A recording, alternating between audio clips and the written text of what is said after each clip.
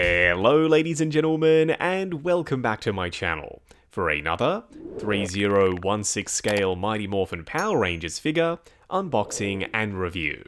Today, we're taking a look at the exclusive Dragon Shield Black Ranger. Now, I got mine direct from Threezero, no review sample this time, I purchased this myself. Unfortunately, at the time of filming this video, he's long since sold out. Now, if you're heading down to the description, why not hit that subscribe, bell notification icon, and join button, so you're notified as soon as brand new Power Rangers content goes live on the channel. For those wondering why Zach is wearing Tommy's Dragon Shield and armbands, this is something that did happen in the show, specifically one time in one episode. The episode was called The Oyster Stew, unless I'm otherwise mistaken. Usually, companies that make MMPR figures eventually get around to doing the Dragon Shield variants of black and red because it's super easy for them to do. This is just a standard Black Ranger wearing the Green Ranger's bits and pieces. And they've already well and truly recovered the mold costs for all of this stuff, thanks to the standard releases. As for the box art, an image of the figure himself up front, the Mastodon power coin with lightning bolts in the background, and the lettering, all of that is done in metallic shiny gold.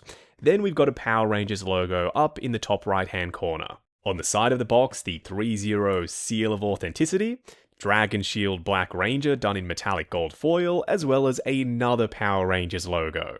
Around the back, I love what they've done with this, the iconic Power Rangers lightning bolt symbol, with some images of the figure himself inside of it. Then, down below, warnings and legal information. You can flip open the top cover to reveal the figure underneath an open window, and we've got an image of the figure once more, this time posing in front of the Mastodon power coin. For those of you who didn't already know this, I'm a massive Threezero Power Rangers figure fan. I grew up watching the shit out of Mighty Morphin Power Rangers as a kid. First in-hand impressions for Dragon Shield Black. So far so good, there's a decent amount of weight to this piece. And the Dragon Shield is practically gleaming under the studio lights. What we're going to do now is get all of his accessories laid out in the light box and take a closer look at everything he comes with. Threezero, would it kill you to include bases with your Power Rangers? They need to be supported in dynamic poses. And there's such a wealth of iconic imagery for Power Rangers that they could be printing on a base like this. This is a third-party, unofficial one I got off eBay, and it'll do for now, but I would still love to see Threezero's take on a Power Rangers base. The sculpt and paint for Zach's Power Axe is exactly the same as what we saw with the regular Black Ranger. This piece slides forward on this very smooth mechanism and locks in place at either end to either turn this into its blaster mode, or you can grab the other power weapons from the rest of the Rangers, pop them on this, and turn it into the Power Blaster. I particularly like the silver chipping dotted around the place. It gives it a very authentic TV show prop feel. The same thing can be said for the Blade Blaster. There's this really grungy look about it thanks to the black wash in the crevices. And they've hit the handle with a silver dry brush as well. But the coolest thing for me about the Blade Blaster is you can convert it from blade to holstered mode to blaster. These bits actually move around. And considering how small this is, that cannot have been easy to engineer. And lastly, a full array of gloved hands, ranging from closed fists with the ribbing on the back of them and the stitching sculpted in, but no weathering. In the show, the Rangers' gloves did look pretty tatty, so a black wash would have made them look even more authentic. Two pretty tight gripping hands, but the fingers are made of a softer plastic, so prying them open to get him to hold onto the Blade Blaster shouldn't be a massive challenge. Then we've got this splayed out finger hand for the left and a barrel cupping hand for the right, and then two open palm hands already installed on him right out of the box. What we're going to do now is get Dragon Shield Black Ranger himself out here. Standing straight up and down in the light box, no crazy poses or accessories or anything like that. Well, except for the blade blaster in his holster, I just popped it in there to complete the look. What a difference a dragon shield and some gold armbands can make. Not trying to say that the regular look for Zack is boring, because it isn't, it's iconic. Seeing this stuff on him, it just takes him to that next level. This feels like a special figure. If you ignore the fact that he only looked like this one time in one episode, like I said in the unboxing segment, I reckon he's a must-have. We've been seeing Dragon Shield Red and Black Rangers for the longest time, so it only makes sense that Threezero would do this in 1/6 scale. The figure underneath the gold bits and pieces is identical to the regular Mighty Morphin Black Ranger. The proportions are good, but not perfect. His legs look a little bit long, and so too do his arms. Not deal breakers for me, they might be for you, either way, something to be aware of. Up close and personal, kicking things off with Zack's helmet. I've always seen Threezero's Black Ranger helmet sculpt, and you don't have to agree with me on this, as being one of their more accurate Power Ranger helmet molds. I'm sure something isn't accurate because something is always wrong on these. That's just the name of the game. Nothing is ever 100% perfect unless you scan or cast off a screen-used helmet, and I don't think that's what they did. So there's a little bit of artistic license at play here.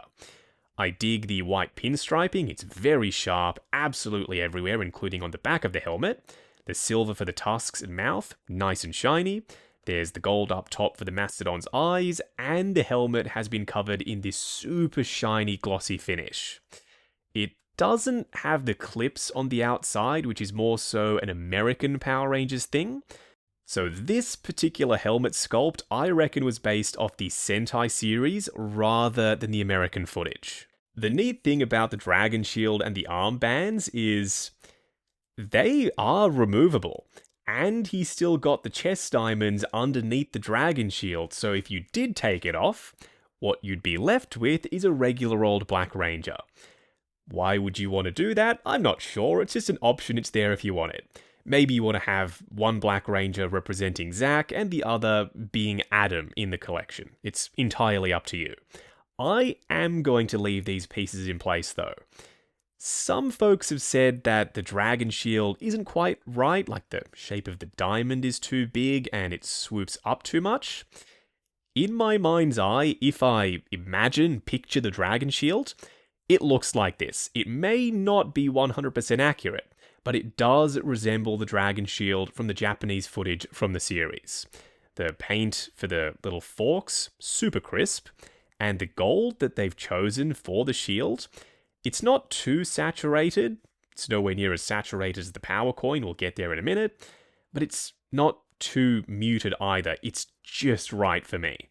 So the sculpt work for the Morpher is impeccable. They've even got Power Rangers on the front of it. But not adding a wash over the top of the Mastodon power coin and having it be so saturated doesn't look right to me. I would have preferred the same exact gold they used for the Dragon Shield on the power coin as well. We've got the black line work on the belt and the holster, which you can take the blade blaster out of if you so choose. It's made of the same material as the belt, not sculpted plastic. And around the back, they've added an extra piece of belt material, essentially, over the top of the buckle, so there's not this random big black buckle visible at the back of Black Ranger. The material choice for the base fabric suit underneath everything is pure, shiny, stretchy spandex.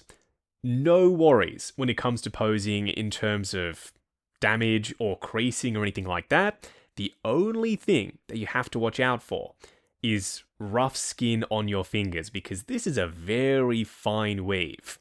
And if you do have rough bits of skin and that catches any of these little strands as part of the texture for the material, you are going to see pulling and little fuzzles on the surface and even some loose threads sticking off the material. Be mindful of that, check your fingers before posing your Black Ranger. Coming down to his boots, in the show the cuffs were separate pieces to the boots underneath them. So seeing this seam, not entirely inaccurate. We've got some sculpted stitching around the front, some wrinkling, the black soles, but no weathering and no tread on the underside. For a quick side-by-side comparison, I apologize in advance for this, but don't they just look more phenomenal standing together? I'm always going to have these two next to one another in the collection. Now that I've seen this, I'm glad I decided to double dip on Red and Black Ranger. Technically, they are the same as their regular counterparts underneath the Green Ranger stuff. There's no denying that slapping a dragon shield on a Ranger gives them an immediate presence boost. The same figures, but one of them's got a dragon shield and the armbands, and you can't tell me that the figure on the left doesn't catch your eye more than the figure on the right does. He's not more iconic, that still goes to the clean version of MMPR Black, but he certainly is cooler looking. Going over articulation, starting off with his helmet. It's on a ball joint underneath it, and a ball joint at the base of the neck. Looking forward to there, looking up to there, heaps of range for dynamic posing, swivel, and tons of pivot side to side. His arms will go up to there on clicky ratchets, going forward, but the biceps do collide with the dragon shield, going back to there, butterfly joint at the shoulder that hinges up and down. Swivel at the bicep, double bend at the elbow going past 90, then for the wrist peg, it's a hinge and swivel. His torso crunches forward to there, be mindful of the spike of the dragon shield, it does rub up against his midsection. Going back to there, swivel and pivot side to side. His legs will go forward to there, going out to there, swivel at the upper thigh. Ratcheted double bend at the knee, going past 90. Then a split cut boot design and a double ball peg for the ankles, good for forward and back rotation as well as ankle tilt. Wrapping up on Dragon Shield Black Ranger. This is a rite of passage for any company that makes Mighty Morphin Power Rangers figures, it seems. We always get a Red Ranger with the Dragon Shield, and most of the time we get a Black Ranger with these bits and pieces as well. So Threezero making this, it just makes sense to me. I love this figure. It's something that not everyone is going to pick up because it only happened one time in one episode, and if you didn't happen to catch that episode, if this doesn't mean anything to you, you're likely going to skip on it. I couldn't do that because Power Rangers was a massive part of my childhood. This may have only happened once, but not for me it didn't, because I watched the shit out of this episode. And let's just say, I'm glad Threezero decided to make this. Could they have done a deluxe Black Ranger with a removable dragon shield? That way we wouldn't have to pick up two versions of him? Yeah, probably. But I don't mind that they released this guy later on down the line, because you pick up the regular Black Ranger first, then you can grab this guy and the Dragon Shield version of Red Ranger as well. At the end of this, do I think it's worth double dipping on Black Ranger? Absolutely, unquestionably, pick this guy up if you're a Power Rangers fan and you're able to find one, because he was a limited exclusive. Now, if you're heading down to the description, why not hit that subscribe, bell notification icon, and join button, if you like the sound of seeing your name in the end credits of my reviews. Like, comment, and subscribe. We'll catch you in the next video.